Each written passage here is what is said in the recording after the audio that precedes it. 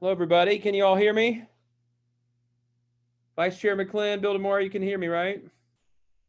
Yes, sir, Mr. Chairman. All right. We are going to get going. I see we have quorum and plus more. We're up to 350 people and climbing, so it's great to see such a response to our convention. We are going to begin. So welcome to the 2020 Ohio Democratic Party Convention. We are excited to have you with us virtually. We are excited about an incredible day. We have business activity in the morning and then some special sessions in the afternoon, and then a much broader Ohio campaign kickoff beginning at 4:30. But this morning's meeting, a lot of you will have been part of meetings like this, not quite in this way, but like this every 4 years where we choose our electors and do other important party business. So welcome to the 2020 Ohio Democratic Party Convention. We are going to start our convention, as we do all of our meetings, with a Pledge of Allegiance. And I'm going to ask Tech Sergeant Gary Allen with the Ohio Air National Guard from Canal Winchester to lead us in the Pledge of Allegiance. Thank you, Gary. Well, good morning. I pledge allegiance to the flag of the United States of America and to the republic for which it stands, one nation, under God, indivisible, with liberty and justice for all.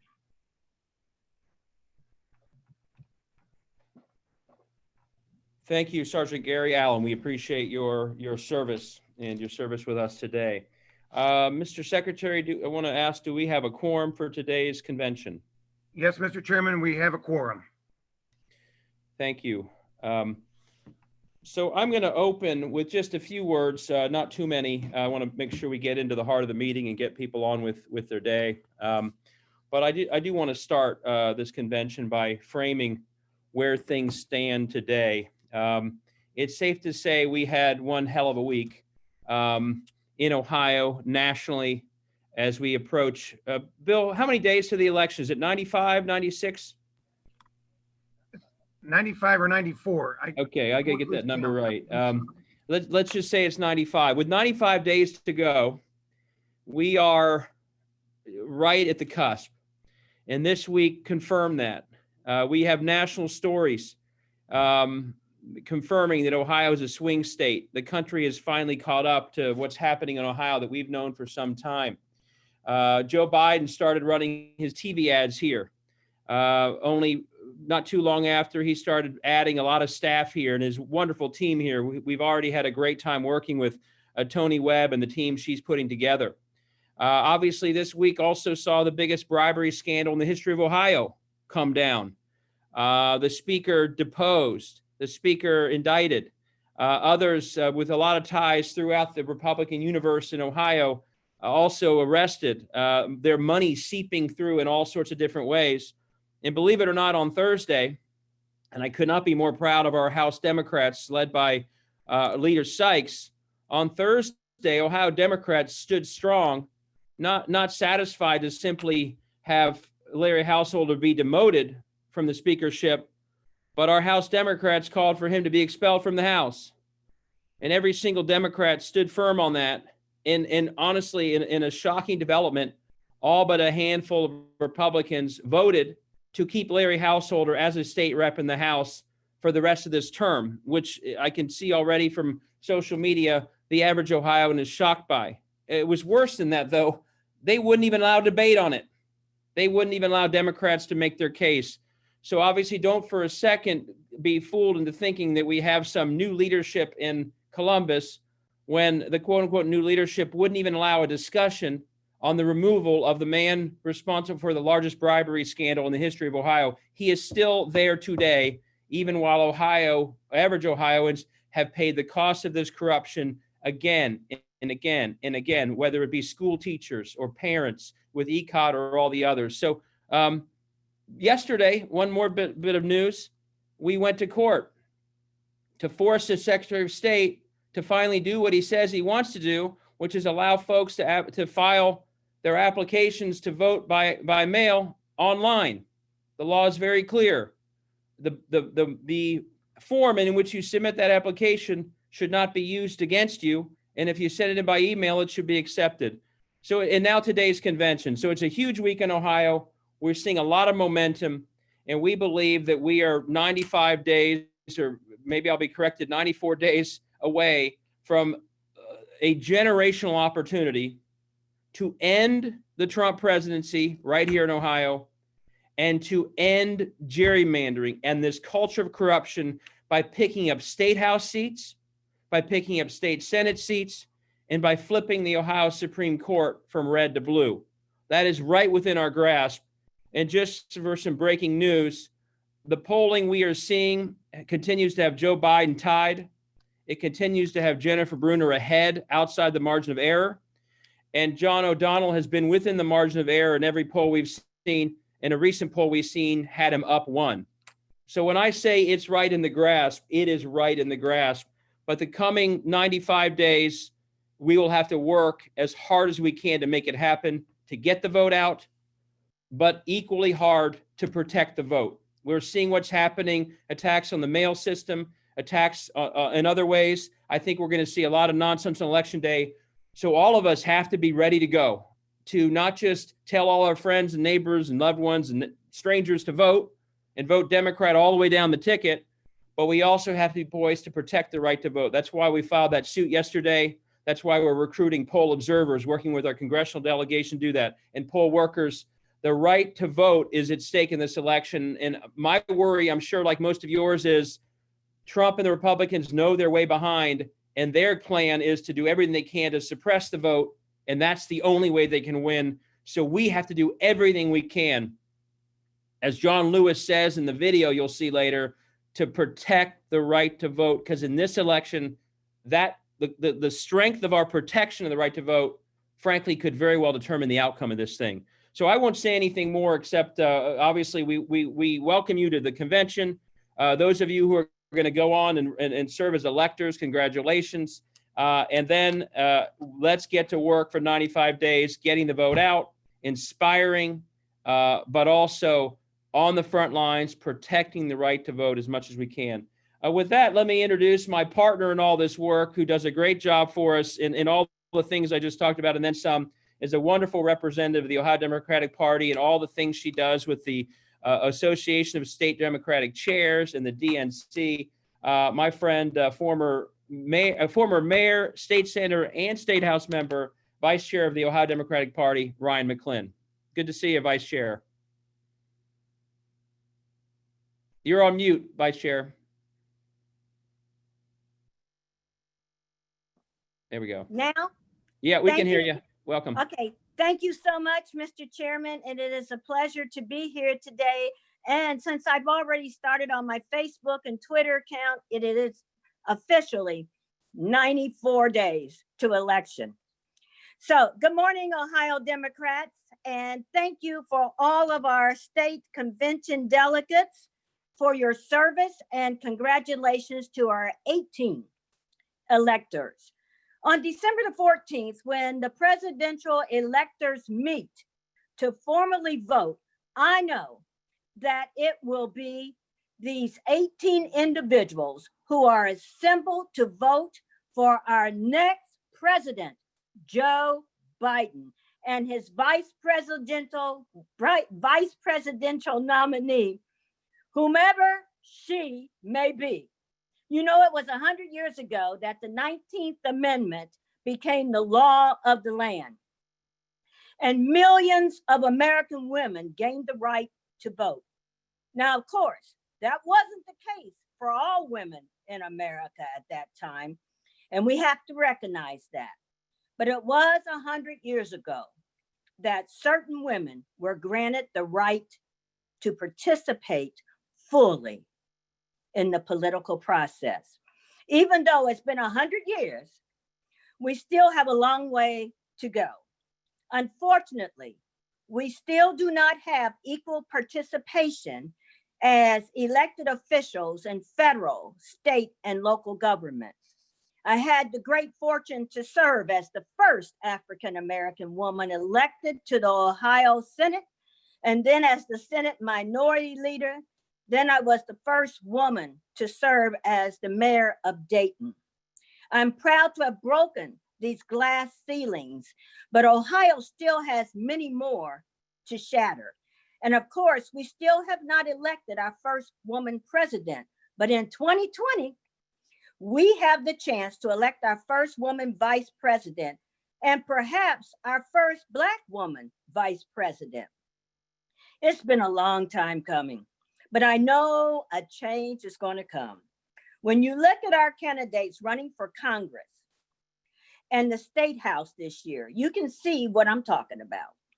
11 of our 16 candidates for Congress are women, and 4 of them are Black women. More than half of our candidates for the Ohio House of Representatives are women. The leadership team for Ohio House Democrats is majority women, led by the amazing leader, Amelia Sykes. We have a wonderful woman candidate for the Ohio Supreme Court, Judge Jennifer Brunner, who was also the first woman to serve as our Secretary of State. And we have a number of great women candidates running for appellate court, including Ginger Bach, Stacey Brooks, Cheryl Waite, Emanuela Groves, Anita Lester Mays, Lisa Forbes, Betty Sutton, Terry Jameson, and Cynthia Rice. We are truly building a strong and diverse judicial bench. And to that, all of our remarkable women running at the local level, including Alicia Reese for Hamilton County Commissioner, since the death of our dear friend, Commissioner Todd Pertune, and the appointment of his successor, Victoria Parks. The Hamilton County Commission is all women, and it is majority African-American women. With Alicia's election this November, it will stay that way. In my home county of Montgomery, we have 3 women commissioners. We're fighting to keep it that way with the re-election of Debbie Lieberman and Judy Dodge. And I also have to throw in a plug for my area, Desiree Timms, who is running for Congress. So we're making progress, but we have to keep pushing forward and always insisting that we have candidates that look like our state and can truly represent our communities. Now, I'd like to say a few words about the foolishness that the president tweeted this week about the election. We all know it was nonsense, a distraction from the fact that the coronavirus is escalating and our economy is struggling because of this administration's failed policies.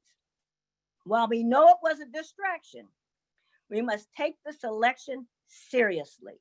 We must take the right to vote seriously. The other side is going to do everything that can be possibly done to make it harder for folks to vote. And they're getting an assist from the coronavirus.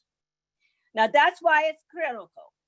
That's why it's critical to confirm your voter registration and get ready to vote right now. Go to iwillvote.com right now and help spread the word. If you are planning to vote by mail, you can apply for an absentee ballot right now. If you are healthy and willing to work the polls on election day, apply to serve as a poll worker. You can sign up at goohiodems.org/votepro. I'm a member of our county's Board of Elections, and we are working hard to get ready for this November. But it would really help if folks could bend the curve by applying for those vote by mail applications early and sign up to serve as poll workers for election day if you are able. I want to thank everyone who's been volunteering for our coordinated campaign and local candidates. And if you haven't taken the opportunity yet and want to get involved, you can text Ohio 79229 to be a part of the team that is going to turn the Buckeye State blue in 2020. Again, that's text Ohio to 79229. And let's give John Lewis his props and say, let's get in good trouble and turn this state blue. Thank you, Mr. Chairman. Thank you for a wonderful opportunity to be at this convention. Thank you, Vice Chairwoman. I really am so glad you highlighted the incredible diverse slate of candidates we have. One of the best things going for Joe Biden in Ohio is the strength of all the other people running, whether it's Alicia Reese, Fanon Rucker, Desiree Timms, Hillary O'Connor-Murray, you name it. Those candidates are going to lift turnout for him as much as the other way around because they're so historic in so many different ways. So we are incredibly proud of this diverse slate we have. We have, as I said earlier, we have a unique opportunity to pick up state house seats, state Senate seats amid the corruption scandal in particular. We already felt good about a number of races, but that map just widened as all those Republicans voted basically to allow Householder to stay. One of the worst votes I think you could cast with 7 days to go. By the way, everyone texted me, thank you. It's 94 days to go. Thanks for blowing up my phone to get me in the right place. But we also have the unique opportunity, once in a generation, couldn't be timed more importantly because of the gerrymandering issue, but to really usher in a sea change of reform and change on everything from voter rights to victims' rights, to workers' rights, to democracy and the rule of law, and to stand up to corruption in the opportunity to flip the Ohio Supreme Court, which does not come around very often. Building on the success of 2 years ago, where we won 2 wonderful races, including our first African-American woman Democrat to ever win the state of Ohio in the wonderful and historic Melody Stewart, we have the chance now to double up, flip the court, and usher in a generational sea change in Ohio politics by doing so, and create the kinds of checks and balances that will bring us back to being a rule of law state. And as I said earlier, our 2 candidates are as well positioned to win as we were 2 years ago, both in the lead, one within the margin of error, another outside the margin of error. We would like them to say hello and a few words to you today. First, let me introduce running for the Supreme Court Justice seat from Cuyahoga County, Judge John O'Donnell. Welcome, Judge O'Donnell. Thank you, Chairman Pepper and Vice Chair McClin. Good morning. I am Judge John P. O'Donnell, and I'm running for the Ohio Supreme Court against a Republican incumbent. I'm nearing 18 years as a judge on the Cuyahoga County Court of Common Pleas, which is probably the busiest trial court in Ohio. I grew up in Northeast Ohio and have lived there as a Democrat my entire life. And I must say that while I love Ohio and I certainly love America, I have to acknowledge this. There is a virus in American justice, and that virus is racism. Racism is a public health crisis, and racism infects all stages of our formal system of justice, from the inception and the passage of laws to their enforcement and through the conclusion of judicial proceedings. Because of racism, the system in which we live and that I work in is far from perfect. It is unjustly favorable towards people who look like me.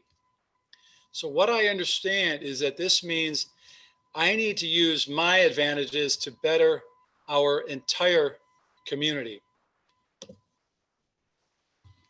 Failures like police use of excessive force in communities of color, redlining, housing discrimination, barriers to voting, and disparities in education should not happen.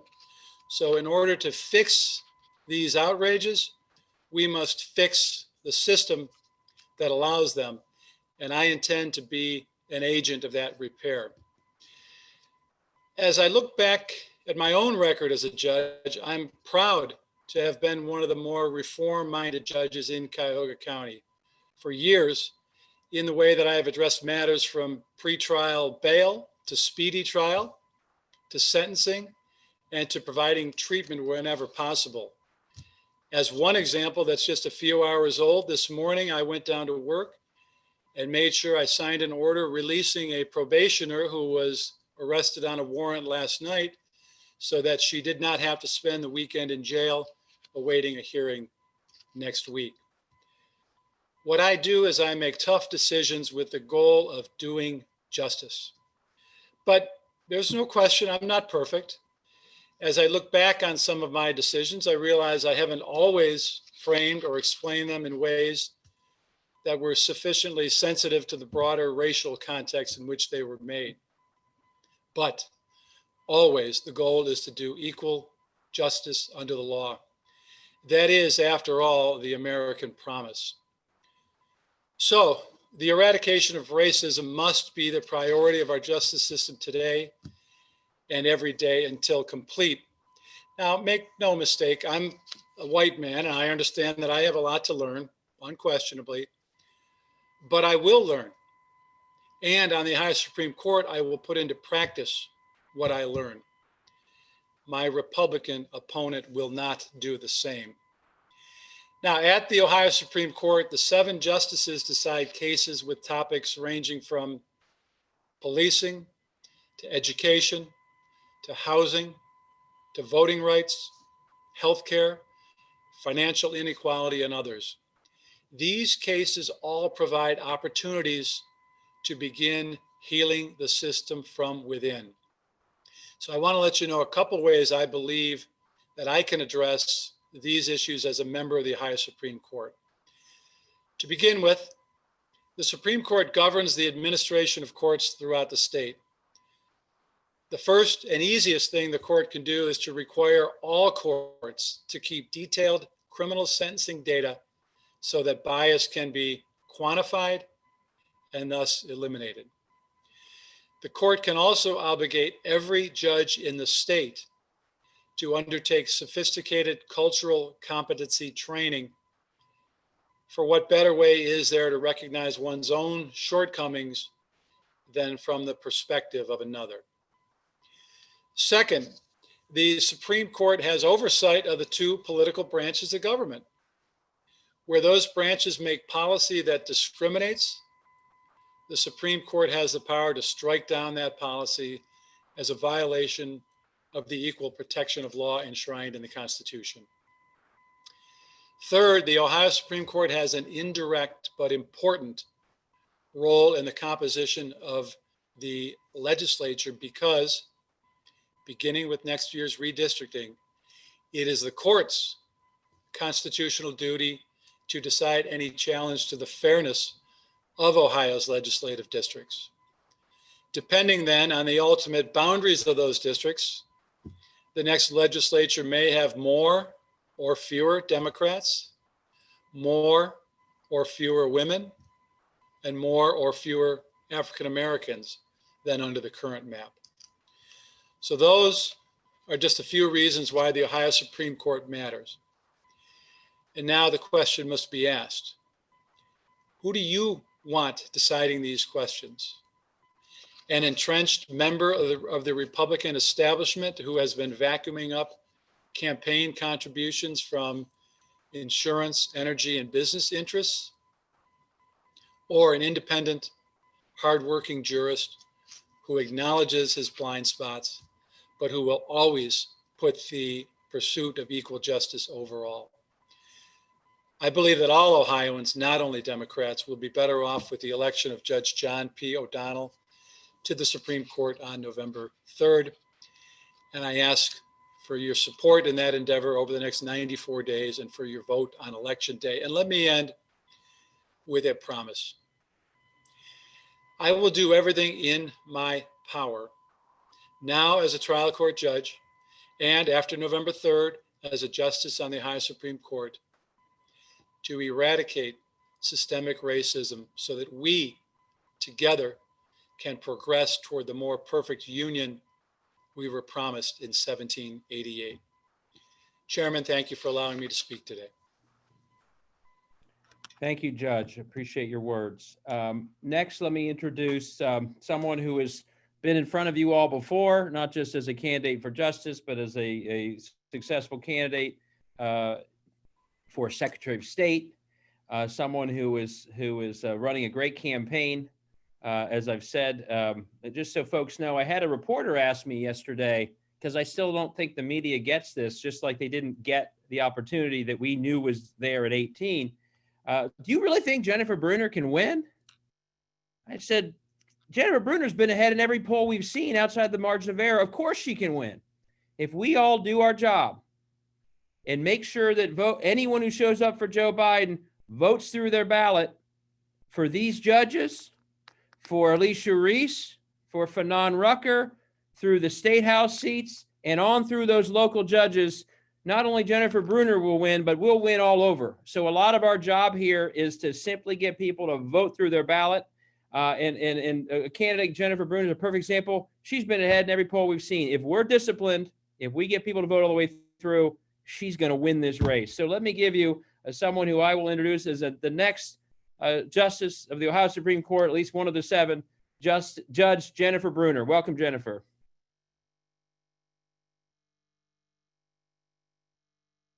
All right, we're unmuted now. Yeah. Thank you, Chairman Pepper, and welcome, Ohio Democrats.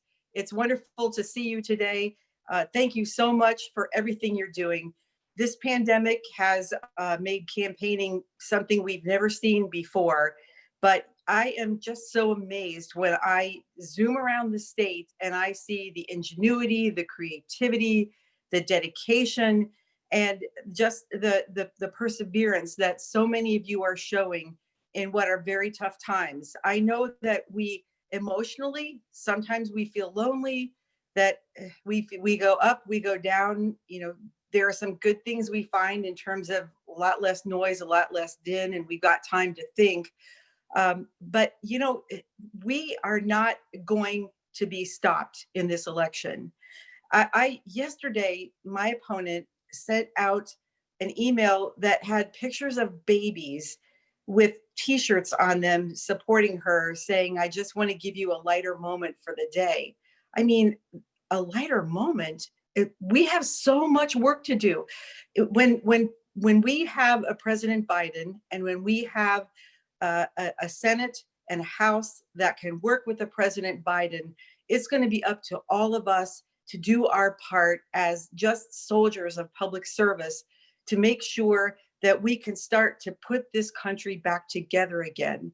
We have been torn apart in so many ways, but you know, the benefit of being torn apart like that is that we can stitch it back together in ways that will include everyone. We can stitch it back together in ways where we eliminate gerrymandering, where we eliminate racism. And with me running for the Ohio Supreme Court, this isn't about me. It's about doing my part. And each one of you in your own way can do your part, because we know and we've known for decades that we are all in this together. When I go to the Ohio Supreme Court, and I am planning on it because I'm going to work my heart and soul out, and I'm going to do it for you, and I'm going to do it for every Ohioan, and I'm going to do it for the state and the country that I love. I am going to be prepared on day one to work with Chief Justice O'Connor and Justice Donnelly and the other 4 justices on the court. And one of the things we could start doing right away is creating a statewide database of sentencing on what our judges are doing all over the state. But not just that, but what our prosecutors are doing, what our arrests look like in terms of race, in terms of gender, in terms of poverty. And at this point, I know that the Chief and Justice Donnelly are planning a 100-point data collection information database that it's going to be hard. It's going to be, you know, having to work with a lot of courts around the state who don't really, may not want to actually add that extra step to what they do, but it's going to be so, so important. I'm going to give you one quick example. One attorney in Franklin County spent almost an entire week collecting data for a criminal defendant who the prosecutor was asking for 13 years in prison for the crime. Her defendant was Black, and she collected this and looked at it by race, and the average white person got 4 years.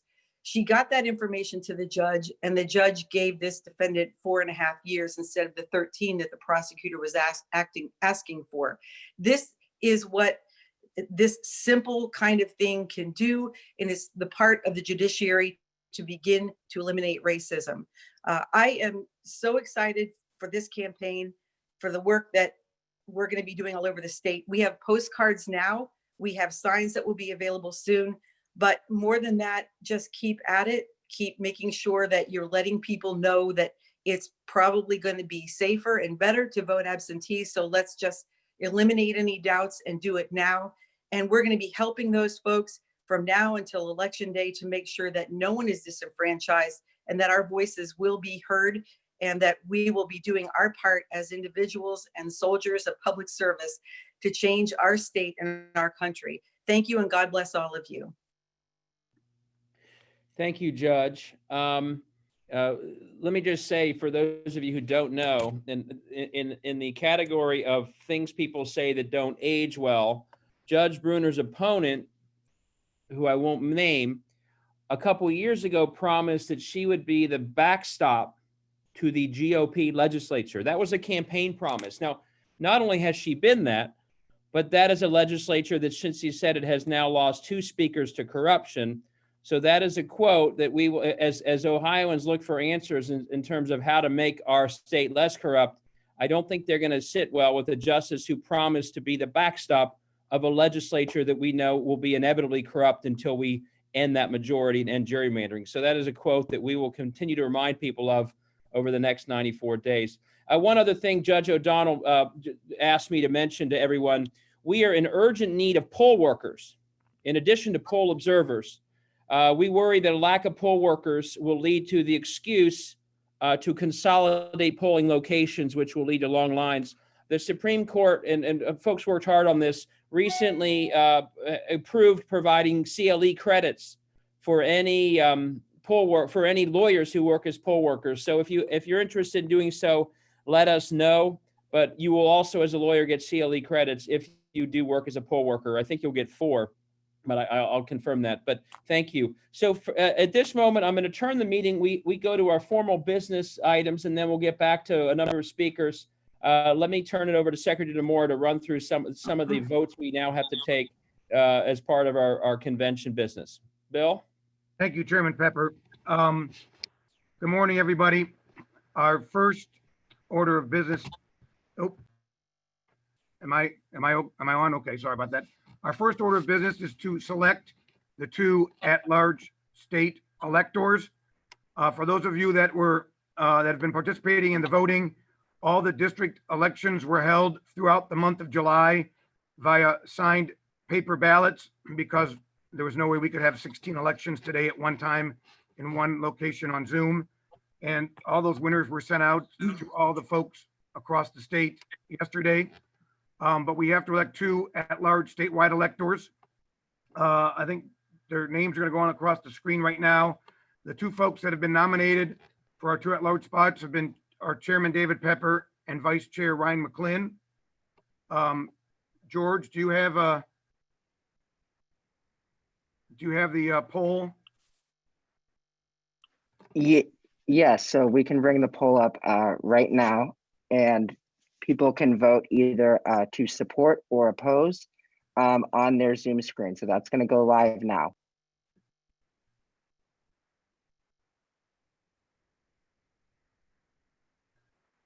So folks, go ahead and vote now if you can by clicking one of the 2 selections.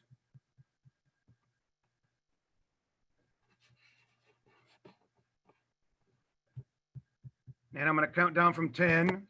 10, 9, 8, 7, 6, 5, 4, 3, 2, 1. Okay, George, go ahead and close the poll and show us the results, please. Overwhelming support, 99% voted for it, 1% voted against it. So congratulations to Chair Pepper and Vice Chair McClin on being our 2 statewide electors. Our next order of business is to have this convention certify all 18 electors, the 16 that were elected by district votes throughout the month of July, and the 2 we just selected. So there's a resolution 2020-01. George, if you'll put that on the screen, please. The resolution. This is the official resolution that I have to turn into the Secretary of State's office on Monday, assuming we get an affirmative vote. So with that, George, would you put up the Zoom poll to accept 2020-01?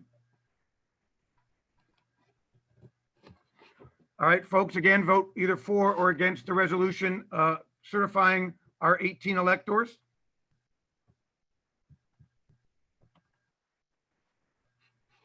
And again, I'll count down from 10, 9, 8, 7, 6, 5, 4, 3, 2, 1.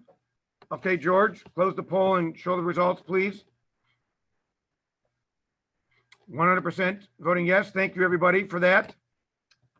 Our next order of business is to officially pass resolution 2020-2, which is, those are our electors that will turn in to the Secretary of State's office on Monday. Thank you, George. For those that don't know, all the electors will be required to come to Columbus on the 14th of December to cast their official votes. All of them have signed, well, all but the chair and vice chair who just got elected have signed a pledge to vote for Joe Biden and our vice presidential nominee during the proceedings on the 14th of December. All right, George, let's go to the next resolution, which is 2020-02. This resolution formally adopts the DNC platform that will be passed in a few weeks at the DNC convention, adopting it as our official platform of the Ohio Democratic Party. This has occurred every year since the year 2000 that we adopt the DNC platform as our own. With that, George, put up the poll to either vote yes to vote for this, yes to accept this resolution, no to not accept this resolution.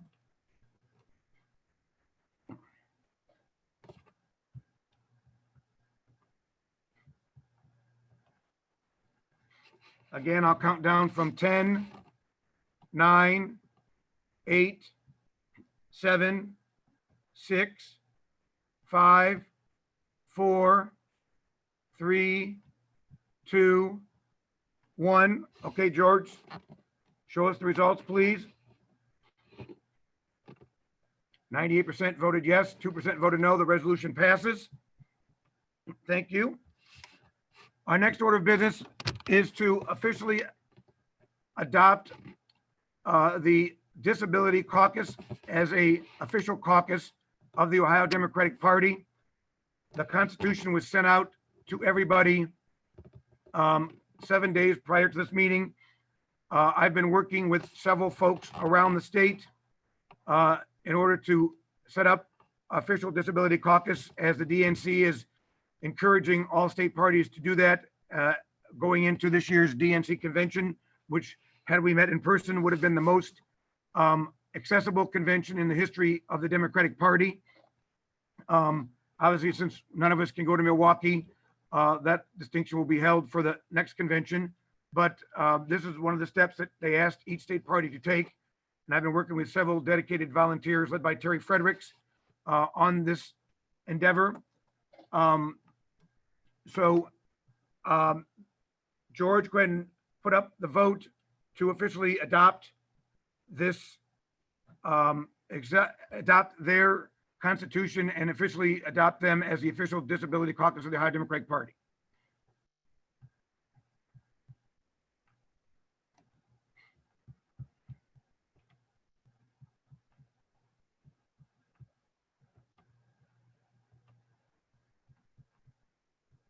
I'll answer your question. Physical disabilities, no, it's anything recognized by the ADA as a disability. This covers that caucus. It is what the language that's in the official ADA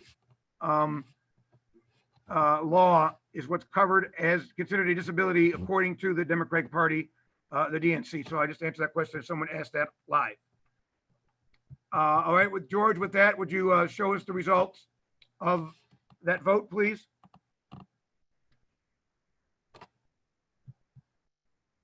%, yes. Thank you, everybody. Our next two votes are the proposed constitutional amendments that were sent out to everybody last Saturday, 7 days in advance of this meeting.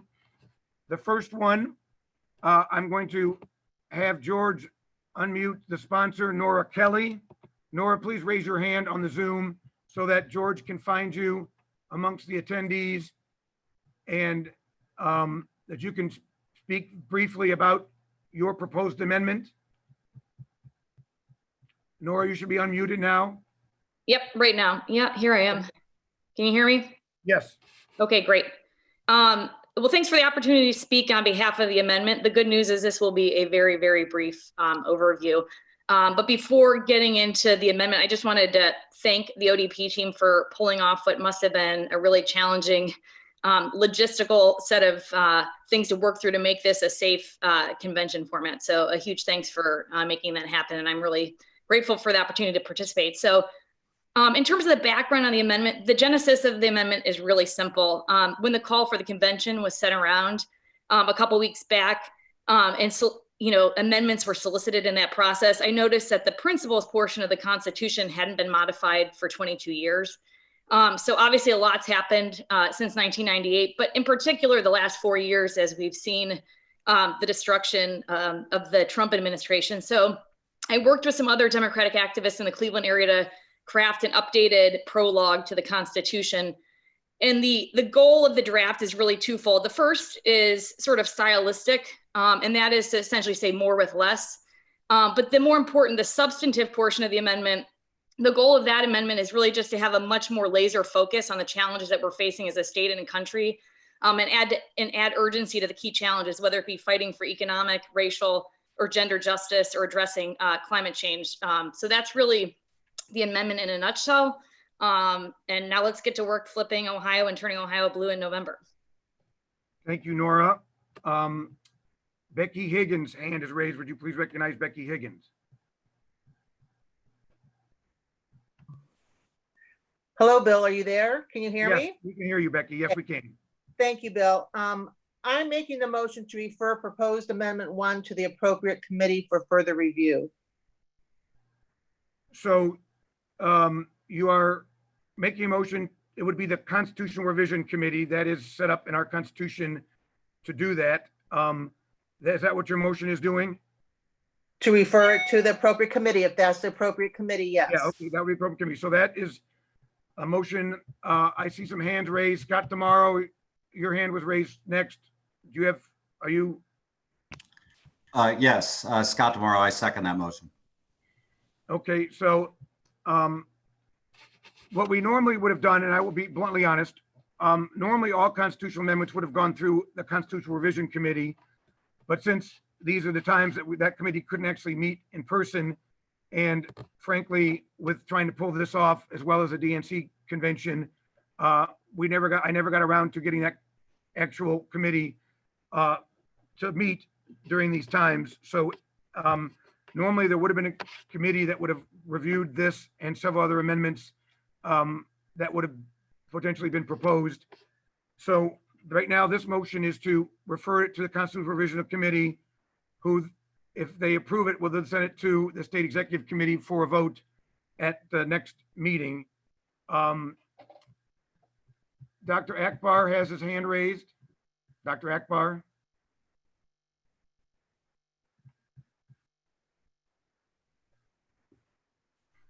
Okay, I didn't know how to unmute myself.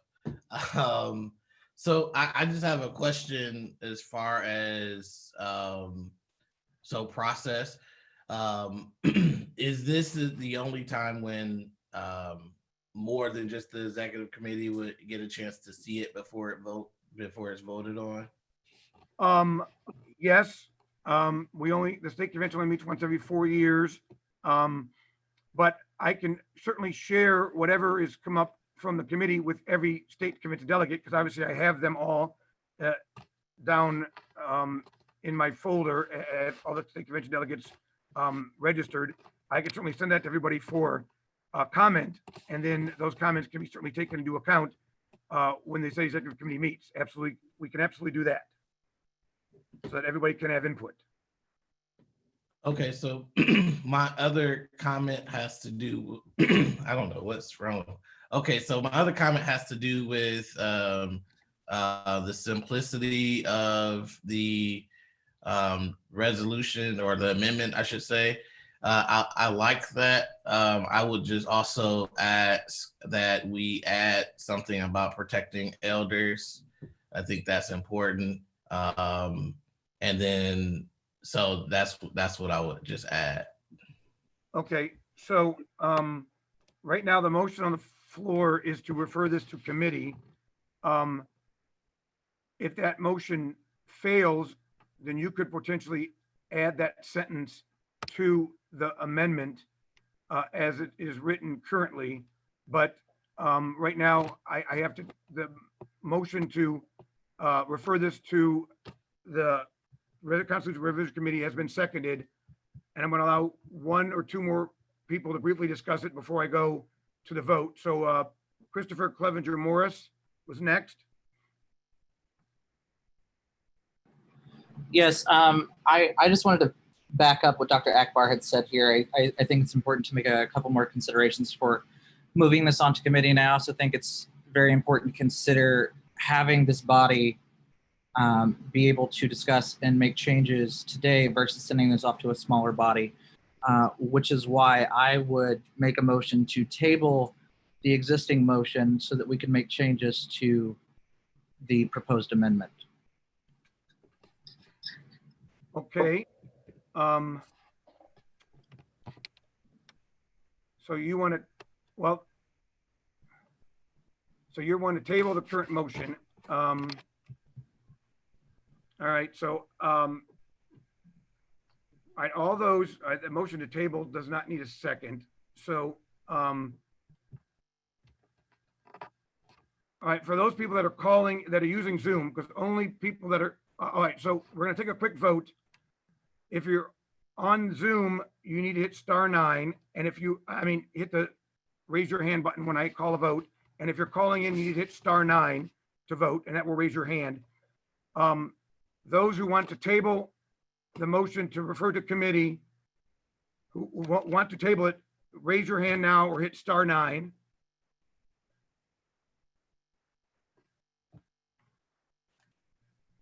All right, I'm going to count down 5, 4, 3, 2, 1. Okay, we're going to stop at 149 votes to send to committee. All right, those who want to vote no to table so that we bring up the motion to put it to committee, please raise your hand or hit *9 now.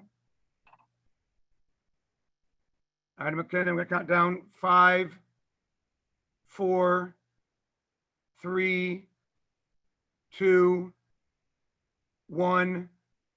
Okay, that received 136 votes. So that motion to send to committee has been tabled. So now we're back to the original motion. Richard Hines. I'm sorry, that hand was not raised. Dr. Akbar again. So, excuse me, sorry. So I moved to add protecting seniors and elders, care and health to the amendment. All right, Ms. Kelly, do you consider that a friendly amendment or a non-friendly amendment? Please recognize Ms. Kelly again. Yeah, I think that's a very friendly amendment. I appreciate the addition. Okay. So it's a friendly amendment, so we don't need to vote on whether to include that into this. It says, all I can read is senior Democratic leader. Oh, okay, it's Andrew Mezak. Andrew.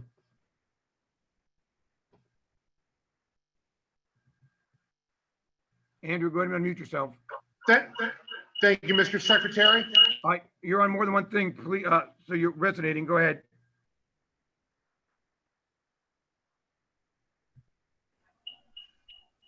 Mr. Secretary, if my colleague from Cuyahoga County would not object, I would like to insert into her line regarding clean air and water and a healthy natural world, language specific to the protection of our public lands here in the state of Ohio and Lake Erie. Okay, Ms. Kelly, Yes, I also think that's a very friendly amendment. I agree and appreciate the addition. okay, Councilwoman Elizabeth Brown,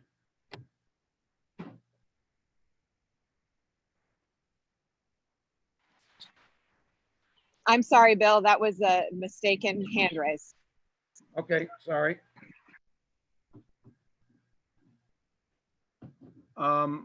Michael Hubble,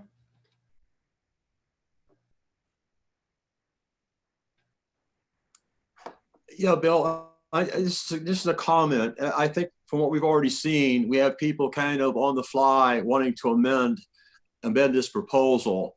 And so no one has had time to think about those specifically, to think about whether there could be a better wording to the language. I'm going to vote against this proposal for that reason. I think it needs to go to committee. Okay, that's where it should be. And it must be approved by 60% of the delegates at any convention, according to Article 4 on amending the Constitution. And the Constitution may be amended by a majority vote of all delegates at any convention specifically called to amend the Constitution. We can have a constitutional convention at any time during the year to vote on whatever comes out of committee. And that would give us an opportunity to see what the committee comes up with. And individuals could send suggestions, amendments to the committee.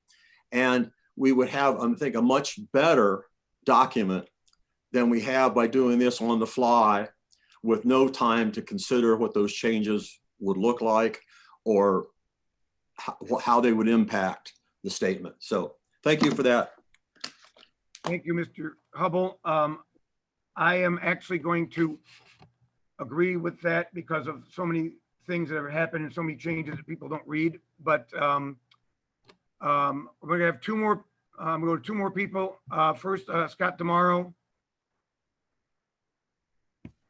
Yeah, I want to agree with the previous speaker, and we didn't have a chance to speak to the motion to refer in the first place. And that's my fault. I apologize. But I wanted to go back to that.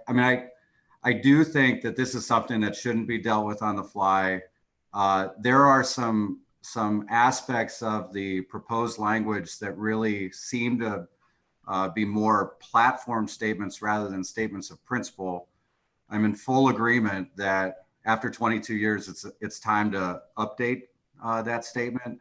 But I think we need to be really clear about making sure that what we put into our Constitution is appropriate for the Constitution versus a platform statement. And so I would encourage a no vote on this motion and instead give an opportunity for some people to really work on this so it's more inclusive than just a small group of people that submitted an amendment. And then if that requires a constitutional convention to ratify that, that would seem to be certainly in order so we don't have to wait 4 years to get this done. Okay, thank you. All right. I apologize. I did not let Ms. Higgins talk about her motion. So Becky Higgins.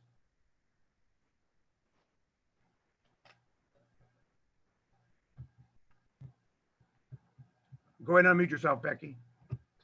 Okay. There you go. Thank you, Bill. As the previous two speakers gave their rationale for encouraging a no vote, I concur with them because what I was going to say originally when I made the motion to refer is, to me, our Constitution of the party here in Ohio is just as important, as the Ohio Constitution, the OEA Constitution that I live by, and the United States Constitution. And you don't just change, as they said, on the fly, something that is so important as a Constitution. That's why I wanted to refer it to the appropriate committee so they can talk about it, make the changes, have a very thorough, studious overseeing of those changes, and then bring it back at a constitutional convention. So that's in a nutshell. why I urge a no vote to this.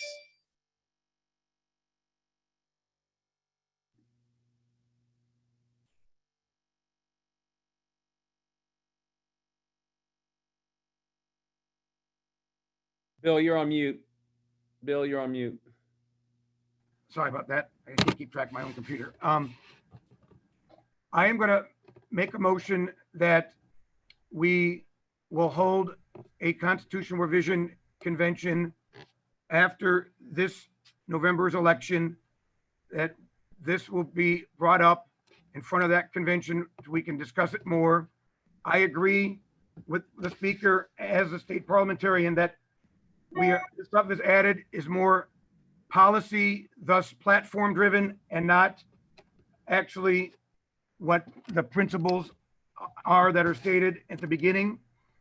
So with that, I am going to make a motion to refer this to a new constitutional convention that we will hold in 2021 after the election of, after this election. Kent Smith is seconding that motion. I see on the screen. Kent, are you also making another motion? I'm seeing. Kent Smith? Yes, Bill, can you hear me? Yeah, we can now. Okay, good. Yeah, I would make a motion to close debate. Okay, the motion to close debate. I'm seeing second by Dylan Page. All right, so we're gonna take a quick vote. Motion to close debate is first. So all those in favor of closing debate.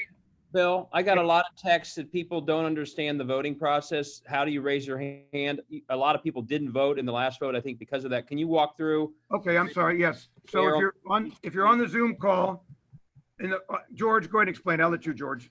You do it better than I do. You're on mute, George. So what you should do if you're on Zoom, you're going to click the raise your hand button, which is in the lower part of your screen. It will appear if you just mouse over it. It's the raise your hand button.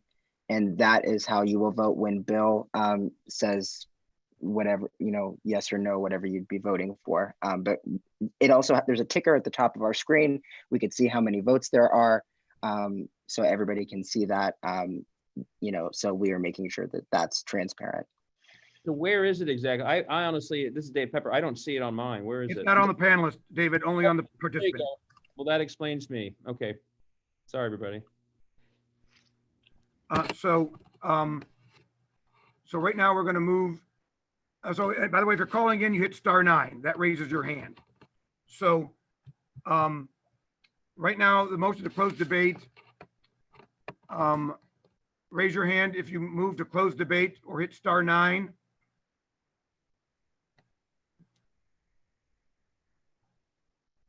Okay, I'm going to count 5, 4, 3, 2, 1. Close with 311. All those opposed to closing debate, go ahead, clear the board, George. All right, all those now opposed to closing debate, go ahead and hit *9 or raise your hand.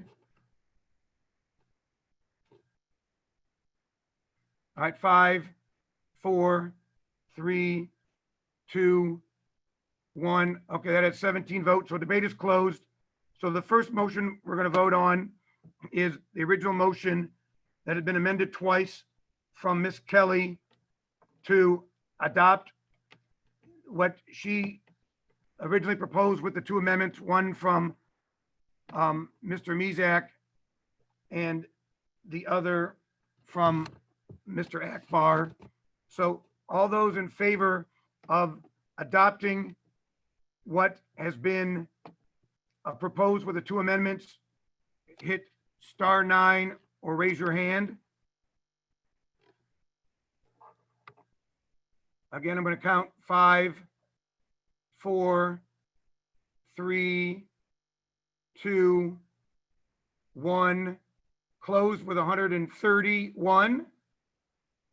All right, all those opposed to the amendment as amended by the two additions, now hit *9 or raise your hand.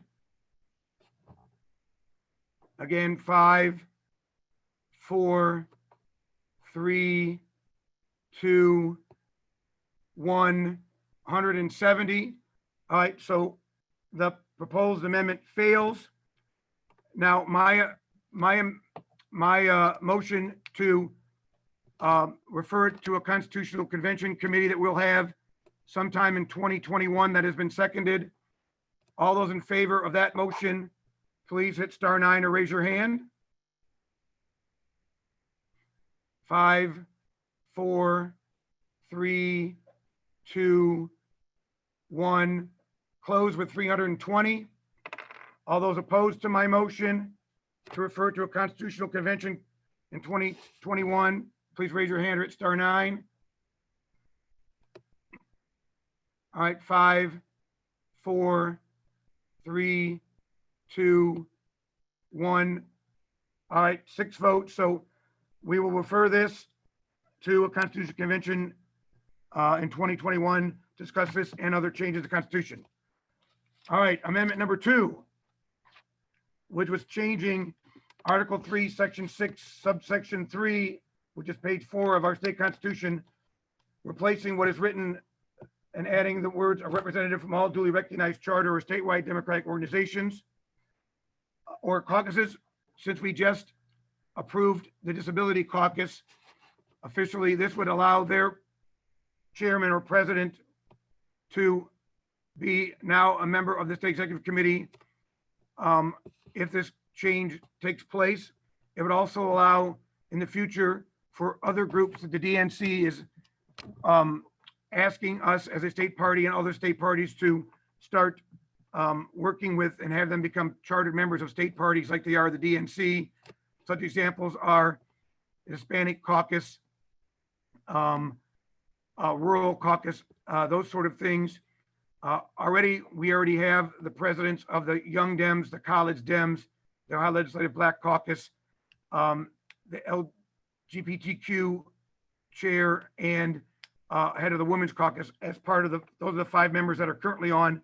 As the amendment is written, this would expand that and also guarantee that those presidents or chair folks from those already standing caucuses or organizations that are already chartered and any newly chartered ones would be a member of the state executive committee, regardless of whether whomever the chairperson is wants to put them on or not. So it just guarantees more diversity to the committee. Brian Hester has his hand raised. Brian.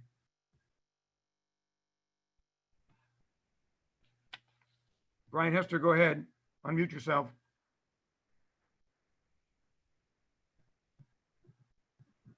Brian? All right, well, we're giving up on you. Janet Carson, go ahead, Janet Carson.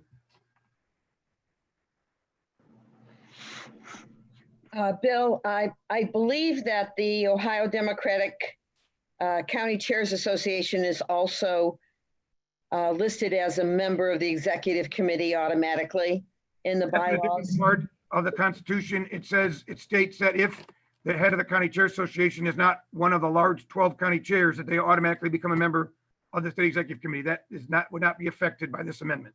All right, thank you very much for the clarification. You're welcome. Michael Brennan.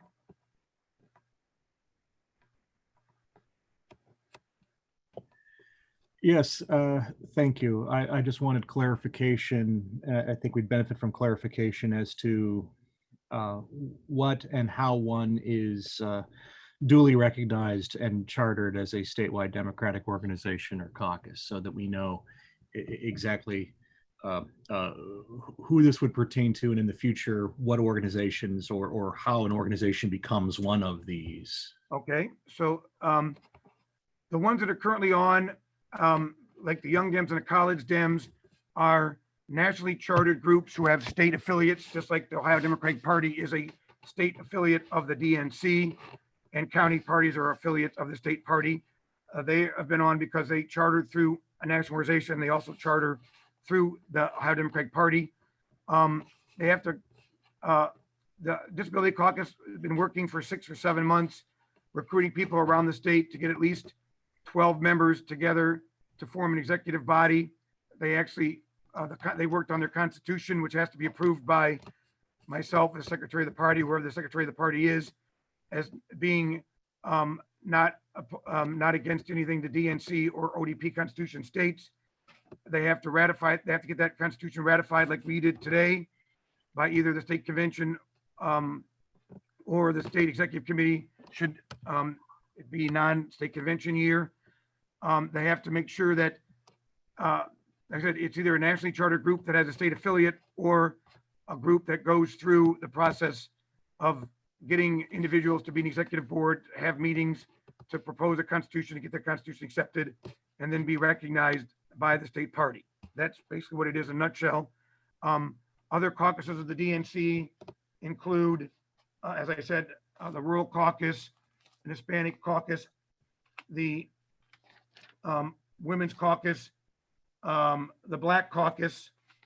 Those are just some that I just see on my schedule of the DNC that's happening right now, that have several meetings. So those are technically caucuses. I mean, I know there's a group of veterans that have been working with folks in the party, and they might be the next people that get to me a constitution and stuff for review.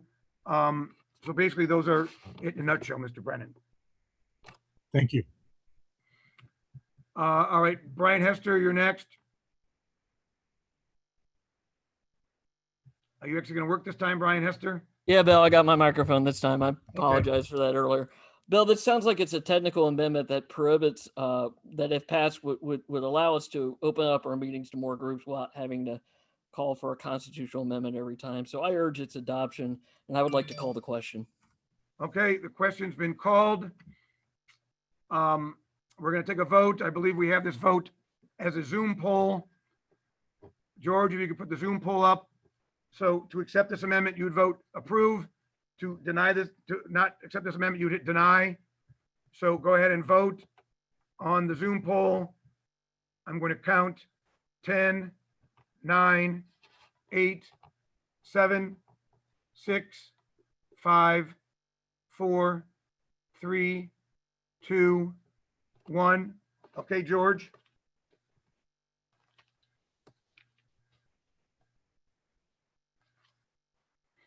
Approved 96-4, so that amendment approves.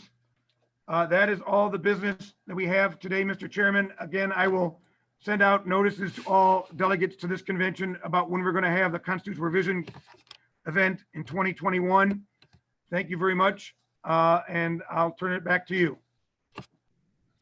Thank you, Mr. Secretary. Appreciate everyone's thoughtful deliberation there. And as Scott DeMora said, I think our foundational constitution is strong, but 22 or so years is a long time. So I think this process will be healthy, and I look forward to the conversation. We have several additional speakers. I'm really excited about some of our most respected Democrats in the state and country coming up, and we're excited to bring them to you.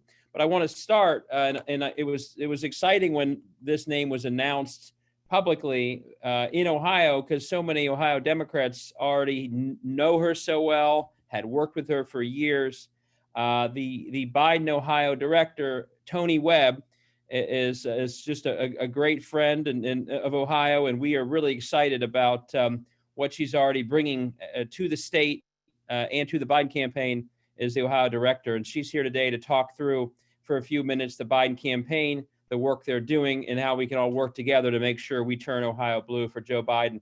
So let me introduce to you Biden Ohio Director Tony Webb. Tony, take it away. Thank you, Chairman Pepper, and thank you, Vice Chair McClin, Executive Committee members, County Party chairs, all of you for inviting me today. And hello to you all. For those of you I don't know yet, my name is Tony Webb. I am the State Director for the Biden for President campaign. On behalf of our Ohio team and the entire Biden for President campaign, thank you for what you do and what you're going to do over the next 94 days to win Ohio for Vice President Biden and ensure that he is the next President of the United States. As you all well know, President Obama and Vice President Biden won Ohio in 2008 and 2012. And despite what some national pundits are saying right now, we know we can win again. Our team is committed to doing everything we can to make that happen. I don't need to remind any of you that when Donald Trump came to Ohio in 2006, he made a lot of promises to voters in places like Youngstown and Lima, Dayton, Marietta, towns all across Ohio. But Trump has broken those promises and let down so many hardworking Ohioans. Our neighbors, our friends, and our families are hurting under this administration. Vice President Biden is committed to revitalizing the Ohio economy and Build Back Better to ensure every Ohioan has the opportunity to achieve the American dream. We're facing challenging times, but Vice President Biden is a battle-tested leader who's prepared to lead us to a better future with integrity and humility. When we were facing the worst recession since the Great Depression, President Obama and Vice President Biden led the charge to get the auto industry back on its feet and save thousands of good-paying Ohio jobs. And it wasn't just jobs in the auto industry. It was jobs in the supply chain for those automotive plants, in the restaurants that feed those auto workers, and in the shops on Main Street all across Ohio that are supported by their local communities. Vice President Biden will bring the same grit and determination to bear for Ohioans when he's elected the next president of the United States. But first, we have to win in November. The Biden for President campaign in Ohio is led by a team made up of all Ohioans. We know Ohio, we live here, and we care deeply about what happens here. We're working in close partnership with Ohio Democratic Party leadership and staff to develop a campaign that can propel us to victory. Our team is committed to working with every elected official, county party, and activists in Ohio to ensure that we have the most robust campaign operation possible. And the good news is that the Vice President and his campaign leadership team have committed to a substantial investment in Ohio. But that investment may look a little different than what we're used to because we're facing unprecedented challenges.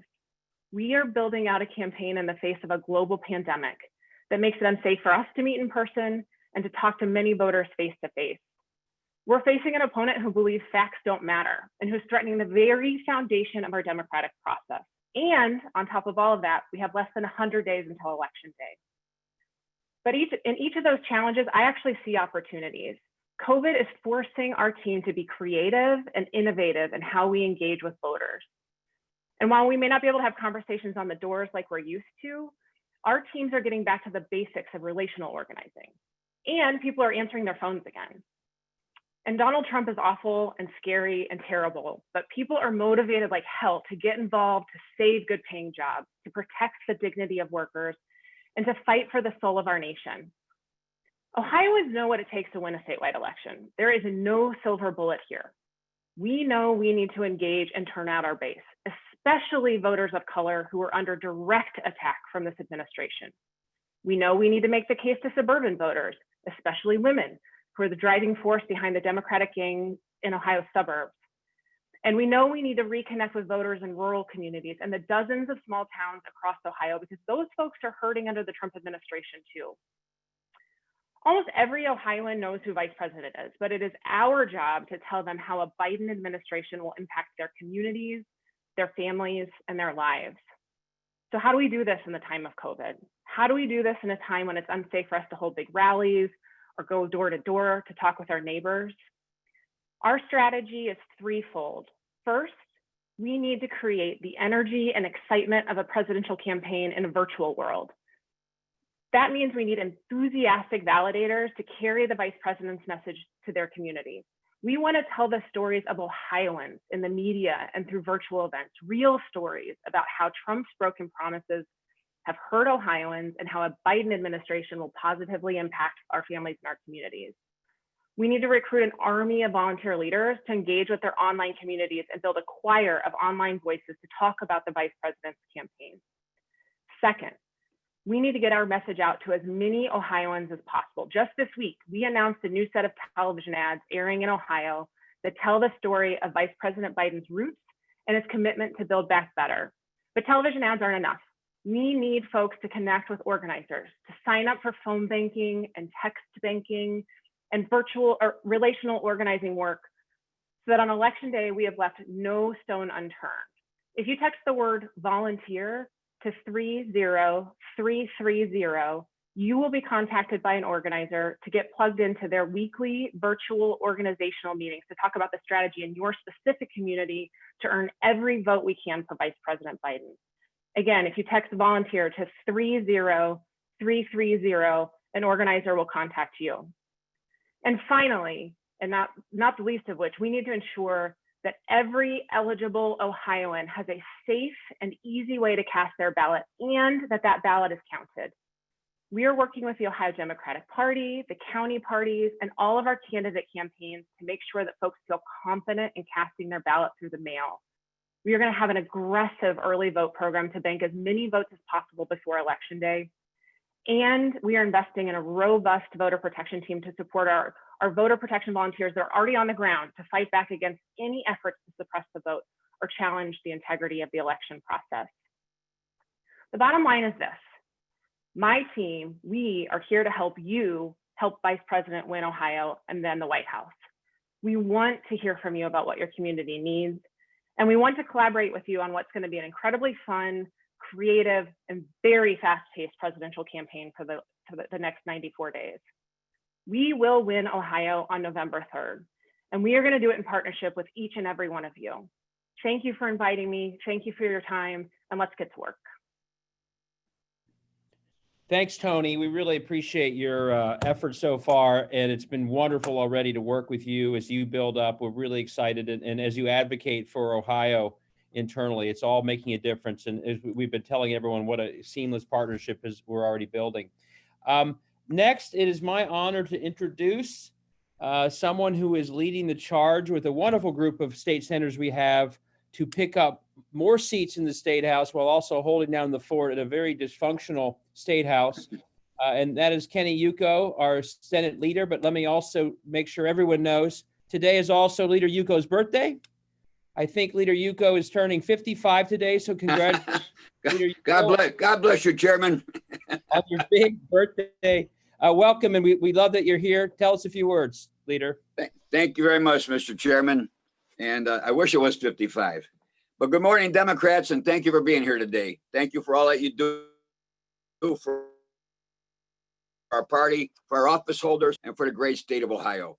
I also want to thank Chairman Pepper, Vice Chair McClin, Bill Demora, our county chairs, city leaders, precinct and central committee members, executive committee members for all that you do to keep our party strong. Yes, we have challenges. We have an out-of-control president who disrespects women, doesn't accept that racism still exists, and doesn't understand that the middle class is still a part of America. A president who commits to building a wall while cutting funds for our schools. A president who thinks that voter protection is only necessary when it benefits him. A president who has suggested that we delay the election because he knows one thing: he is not going to win, period.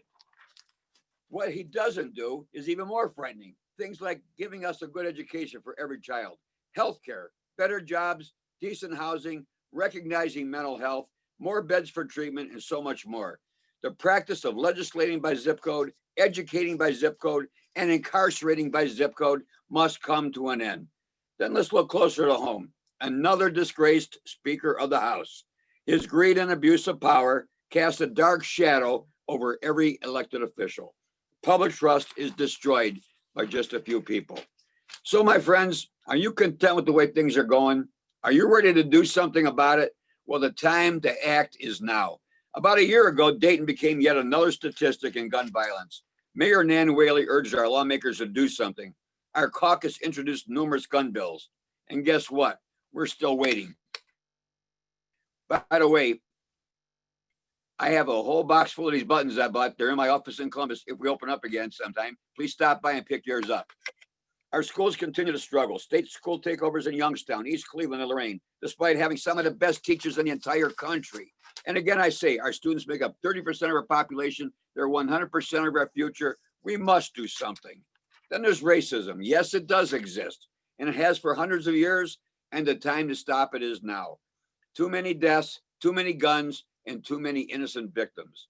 Having lived through the civil rights era, I witnessed the devastation firsthand. Recent events have given me hope that the time for change is now. And it's not just for the politicians that I'm talking about, it's for every Ohioan. Let's not take the passing of Congressman John Lewis mean that our civil rights movement has lost its voice. Let's stand together. Let's stand united and lift our voices until they're heard everywhere. Now let's talk about wind energy, solar energy, overcrowded prisons, voter protection, job creation, and so much more. Let's do something. We cannot overlook the coronavirus either. It makes it feel like it's been here forever with no end in sight. 2020 will forever be remembered as the year with no toilet paper, with hand sanitizers, face masks, social distancing, closed schools, businesses, bars, restaurants, barbershops, and beauty salons. Number of confirmed cases are skyrocketing and way too many people are dying. So how can we change things? You know what, folks? They're called elections. And we have a Senate Minority Leader and myself and my crew, Millie, Rachel, Joe, with a great campaign chair with Senator Nikki Antonio. We're fired up and we're ready to go. We raised money. We recruited candidates. Let me tell you about these candidates. Crystal Lett, Tom Jackson, Joe O'Dorisio, Betsy Rader, Mark Fogel, Kathy Winan, Dan Brown, Charles Ballard, Ken Poling, Ryan Otney, Christian Johnson, Craig Schwartz, Michael Fletcher. This is an all-star team, Mr. Chairman. It's an all-star team. And don't forget our incumbents. We have Senator Sean O'Brien. We have Senators Vernon Sykes. Two outstanding senators, two outstanding candidates. Yes, this has truly been quite a year. And with all the challenges that we face, as Democrats, we're going to do what we always do. We're going to rise up, and we're going to meet those challenges. But let's not take any chances. Now is not the time to sit on the sidelines. Make sure that we all do our part to register, educate, and most important, cast our votes for Joe Biden and the rest of the Democrats. In addition to that, please remind them to fill out their census. Remember, we can vote by mail, request your absentee ballot now, fill it out at home, assist your family and friends, and put it in the mail. Threats of mail being slowed by our post office are getting wiped out when we return our ballots early. Remember, Democrats, we win when Democrats vote. Joe, let's vote together and we'll join together. We'll elect Joe Biden as our president of the United States. We will win seats in the United States Senate and Congress. We will win seats in the Ohio Supreme Court. We will win seats in the Ohio House of Representatives, and we're going to win some seats in the Ohio Senate. Join with me, and together we will promote respect over hatred, acceptance over prejudice, peace over violence, and love over hate. Thank you. God bless you, Mr. Chairman. Have a great convention. Thank you for having me. And all you Democrats, have a great day. Thank you. Wow. Our internet lines are on fire, Leader Yuko. Thank you very much. Really appreciate your passion. And I've been out and before the COVID crisis, and I've been on Zoom calls. You have an incredible slate of Senate candidates running. You mentioned the incumbents, but I want to make sure that people know these challengers are incredible. And some of them have stepped up in some very tough districts, but I think we're going to surprise a lot of people, not just with some of the swing districts, but others. They're really an incredible group of people. So we support them. And we thank them all for stepping up when our country needed people to step up. In every Senate win, just like every state house win, is another vote against gerrymandering and a vote to get rid of these super majorities that we all see, as Sherrod Brown, who's coming up soon, will say, that one-party rule in gerrymandering has been a formula for corruption. And every pickup is an opportunity. It's a vote against that. And so every one of these seats is important. I'm honored to introduce our next leader that we all know is special, but recently was recognized nationally with the Emily's List 2020 Gabrielle Giffords Rising Star Award. She's doing wonderful things in the state, but around the country. But leading our caucus, I just want to say the last couple of weeks there have been truly historic in exposing the corruption. Leader Sykes and the Democrats in that caucus have held firm and not accepted the Republican effort to just make it look like one more revolving door makes it all go away. To stand up the other day when they were trying to not have you say a word and say, we demand that Larry Householder step aside entirely from the State House, and not only as Speaker, called them out because almost every Republican voted to keep him in that job. So thank you, Leader Sykes, for your incredible leadership, the team you put together, the incredible slate. We've got a lot of winners in the next 95 days coming out of your caucus. And again, like last time, a whole lot of them will be women running. So Amelia Strong Sykes, welcome, and we look forward to hearing from you. Thank you. Thank you so much, Chairman Pepper, for that wonderful introduction. And thank you so much to the Ohio Democrats for participating in today's virtual state convention. We've heard from a lot of great speakers and we'll hear from more, but it is truly a testament to the great energy and the need for change in this state. Again, my name is Amelia Sykes, and I joined the state legislature just under 6 years ago, and Democrats were in the super minority then, just as we are now. In the last 4 years, the Ohio House has had 4 speakers, all Republican, all sharing the same penchant for racist, sexist, anti-Ohioan, pro-corporation policies, none no better than the other, but all sharing in their part of the same failed Republican leadership in the Ohio House, the People's House. But not only that, our rights have been trifled with for the benefit of a few well-connected people under a faux democracy that has violently silenced and tabled the voices of the 4 million people that the Democratic caucus represents. We've heard about it more than once today, but it is certainly worth repeating again. The former Speaker of the Ohio House was arrested and indicted for allegedly orchestrating Ohio's largest bribery and pay-to-play scandal. While the attention has brought a laser focus on the Ohio House, it's important for me to highlight what was brought to me from a dedicated activist that said that removing the former speaker is like removing a malignant tumor. But the corrupt cancer is alive and well in the Ohio Republican Party, and it's going to take several cycles of electoral chemo to wipe it out. And in the meantime, every single Republican has the potential to spread more corruption. But that ends in November. This November, we have an opportunity to elect more Democrats, but it's more than just that. This November, there's an opportunity to finally give Ohioans the government they deserve, that is by and for the people, that ensures the promise of better lives, brighter futures, and an economy that works for everyone. An Ohio that truly and sincerely affirms that Black lives matter. An Ohio that when ambitious women who have the audacity to stand up for themselves are respected, protected, and encouraged to lead in this state. And an Ohio that in this election has the ability to rid itself of the insidious disease of corruption that spreads through supermajorities and one-party rule. Ohio Democrats, there is a time to everything, and our time is now. Time to right the ship. Time to elect Democrats and time to break supermajorities.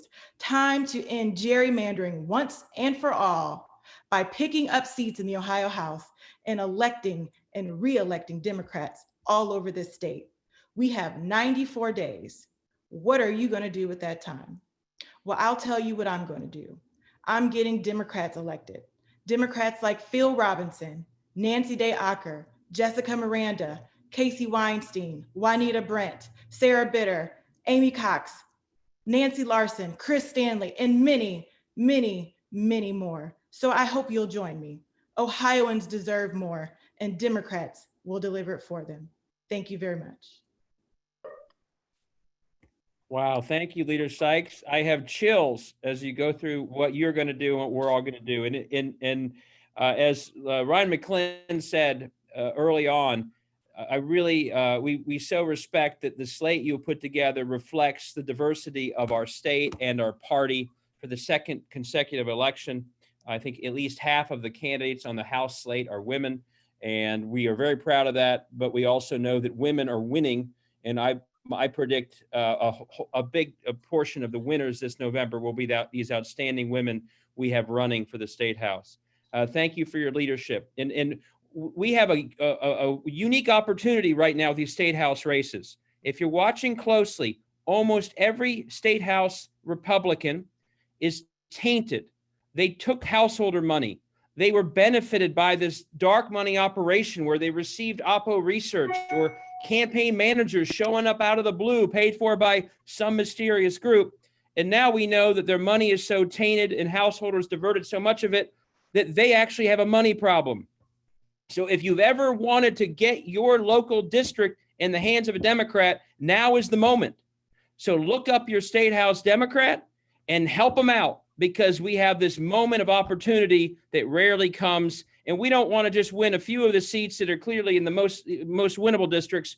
We want to shock the world, and the Republican corruption has given us that opportunity. Look up your State House candidate, help them out by volunteering and by giving, while the other side is struggling to even figure out what to do at this moment. So with that, I'm excited to introduce our great leading Ohio Democrat, but also one of our great national Democrats who we're so proud to work with, who's speaking truth to power every day on the Senate, our great U.S. Senator Sherrod Brown. Welcome, Sherrod. Thank you so much for being with us today.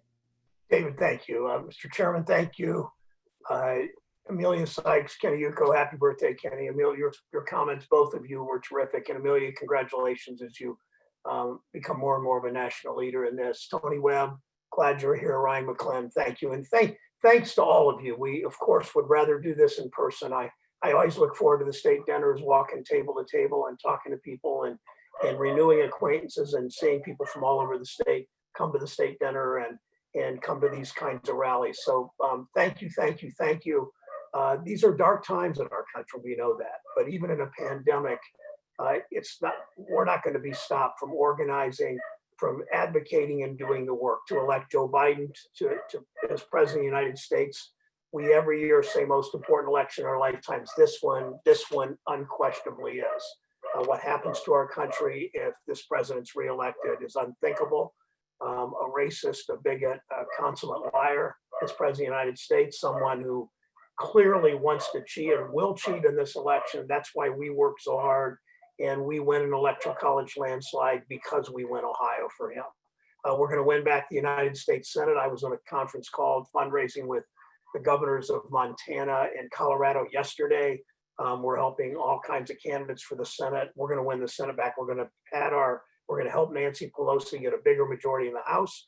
What David Pepper said about electing women clearly is what's happening around the country. It's what's happened in 2018 in Ohio in legislative races and what's going to happen in 2020. We need to elect Democrats to the state Supreme Court. We need to win county races and state legislative races up and down the ballot. We can win these fights. Don't you let anyone tell you, 6 months ago, they were saying Ohio's not in play in the presidential. David and I and Kenny and Amelia always knew that Ohio was in play. The national pundits now are understanding we are in play. The vice president just did a major ad buy. There will be more. They sent in a really good team under Tony Webb's leadership. We know that we win Ohio, we win the presidency, just like every time since 1960. Only twice is the winner of the presidency not won Ohio. We will join this year to win. Remember what we did in 2018. We won Ohio by more than 7 points, even though Trump had won by 8 points. We're not going to let him this year repeat that performance. From the Mahoning Valley to Lucas County to Appalachia to our metro areas, we fight back and we win. Donald Trump, we know, sold Ohioans a phony populism to make all of us feel like he was on their side, and he betrayed them. This president he uses racism and bigotry to divide people, to distract from all his failures. Every time there's a new report out about how many people have died in this coronavirus, Donald Trump attacks African Americans, he attacks immigrants, he attacks workers, he attacks unions, always to divide people, always to change the subject. As you know, to put it in perspective, we're less than 5% of the world's population, yet we've had more than 25% of the coronavirus deaths. It's not because our doctors aren't as good. It's not because our medical scientists aren't skilled, or our medical researchers aren't skilled. It's not like our workers aren't productive. It's because of leadership. And this president has so abysmally failed our country. His whole campaign playbook to change the subject is blame China for his own failures on coronavirus, to attack peaceful protesters.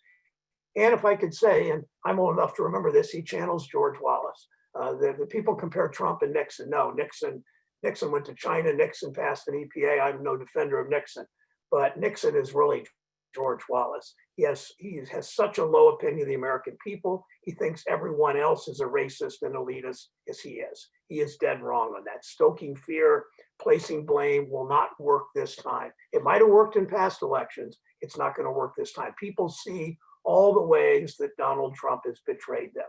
He abandoned Lordstown. He took overtime pay after President Obama, Vice President Biden, Secretary Perez, and a group of us came out to Columbus to announce the overtime rule at Jenny's Ice Cream in Columbus. You may remember 4 or 5 years ago. That overtime rule made sure 130,000 Ohioans got a raise. Donald Trump wiped away most of that, so 100,000 Ohioans got stripped from their overtime pay.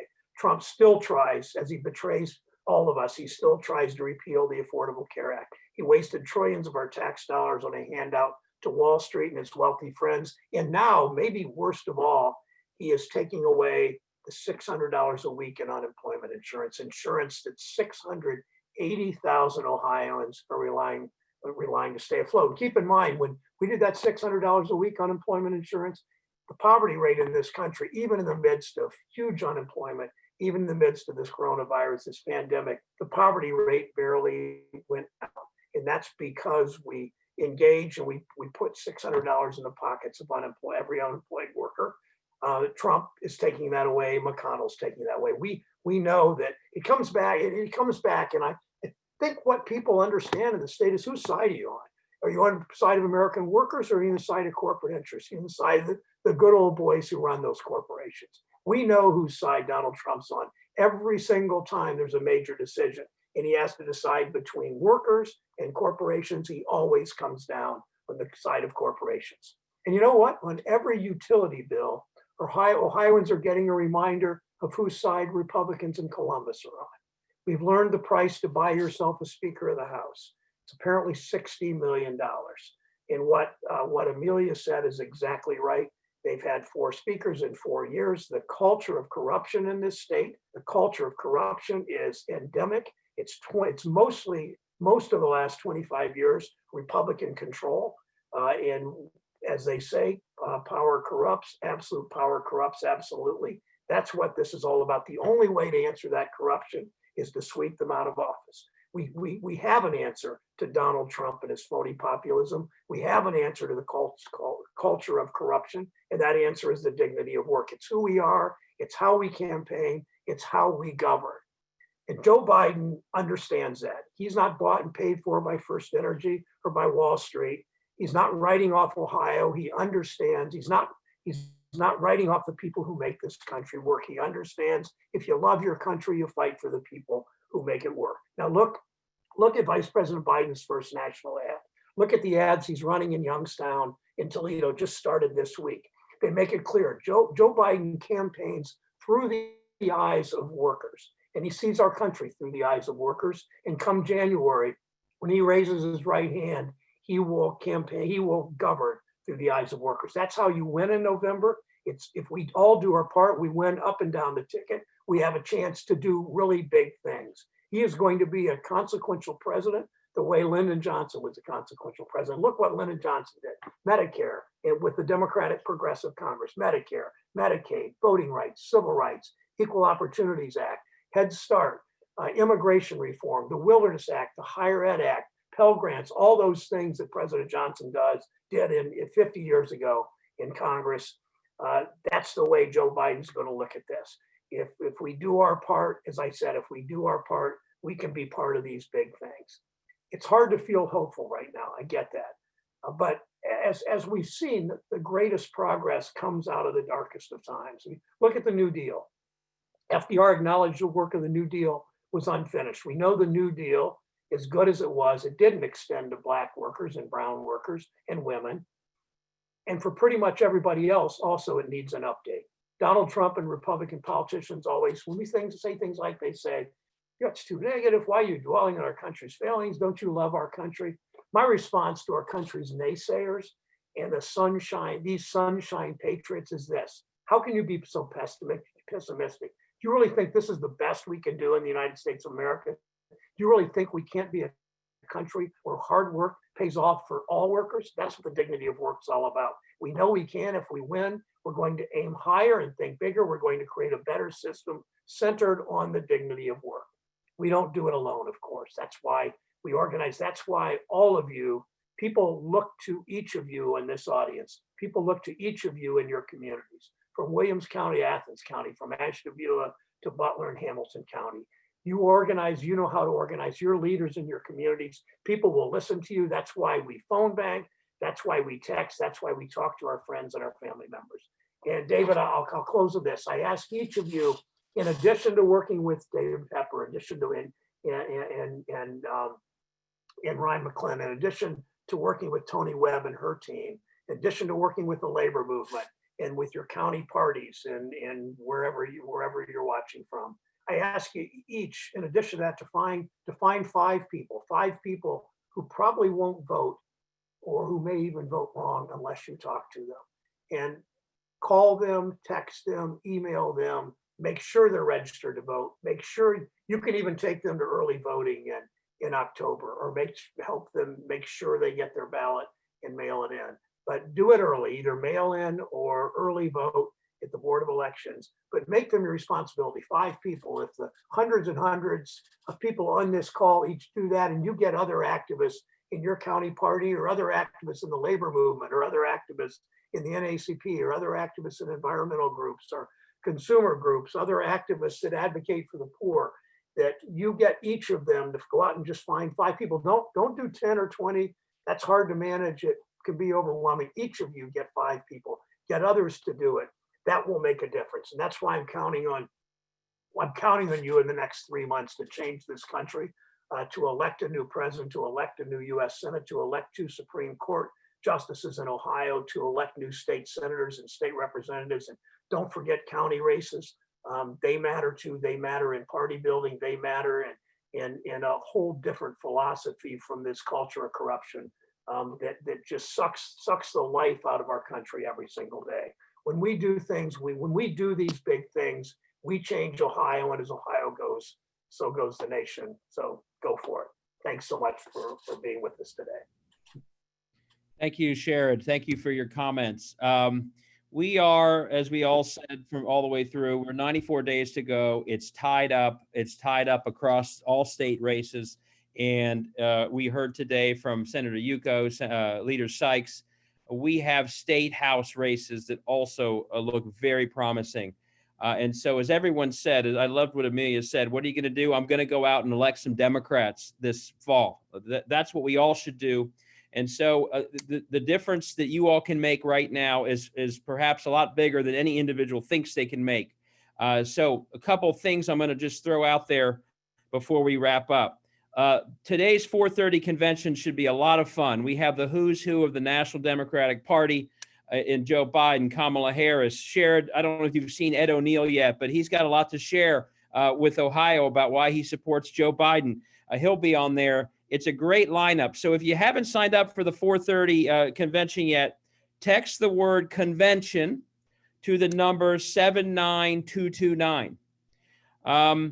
And we need volunteers. If you haven't volunteered yet, my guess is most of you are volunteering.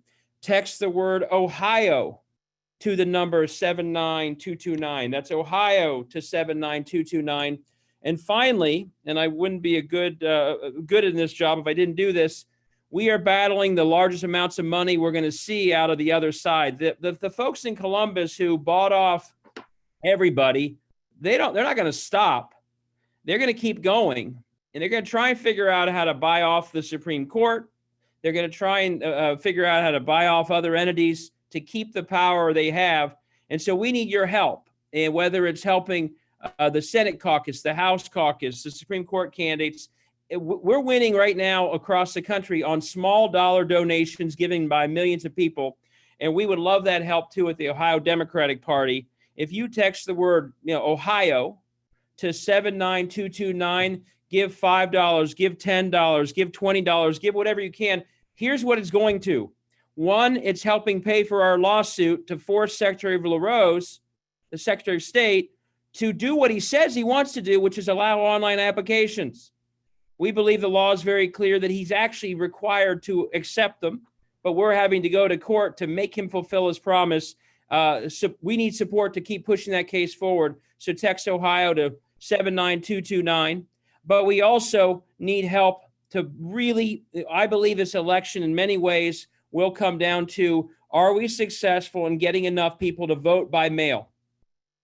I really believe this is going to be a protect the vote election as much as it is a get out the vote election.